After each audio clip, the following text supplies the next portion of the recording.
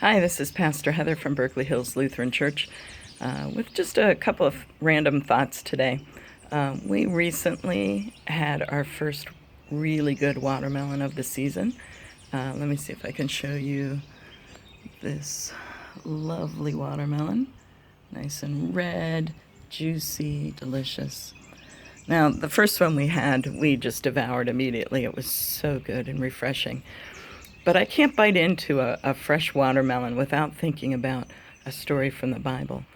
God had saved the Hebrew people from being slaves in Egypt and taken them out across the Red Sea into the wilderness.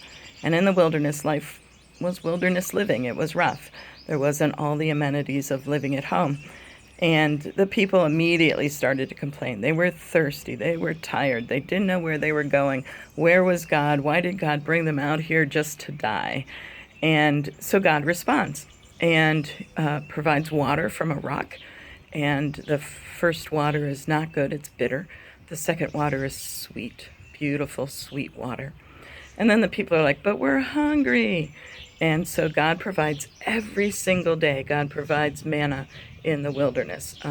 It's a thin bread-like substance like frost on the ground. And it's sweet to taste like honey.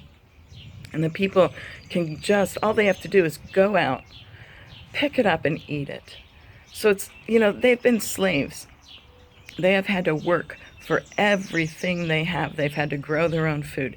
They've had to grow straw to make bricks to build buildings for the Pharaoh. It's been hard work for generations. And now all they have to do is walk out of their tent, pick up some food from the ground and eat it.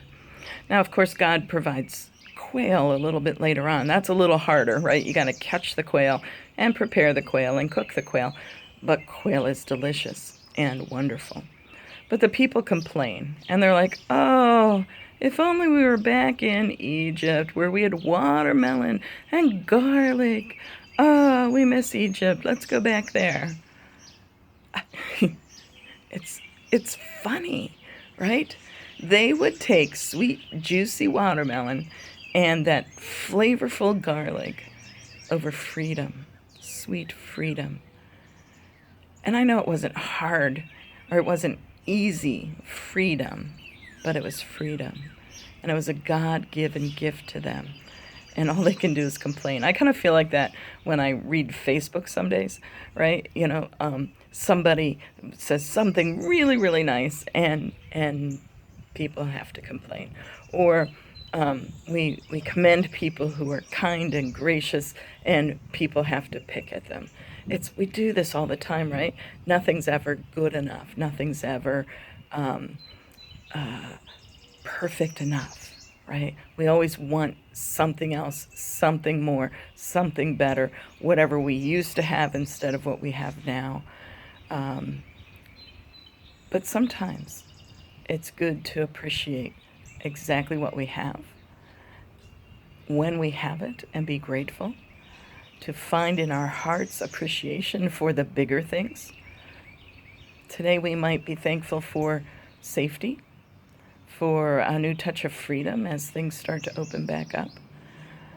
And yet we want to complain about masks and lines, and that we can't just go out to a restaurant or a bar, can't go to the swimming pool. We find all the things to complain about rather than the things to be grateful for. I'm grateful for time with my family. I'm grateful for hikes in the woods. I'm grateful for warm, sunny mornings on my porch. So many things to be grateful for. Watermelon. We're gracious and lucky enough to have watermelon and garlic in our lives. Think about the bigger things.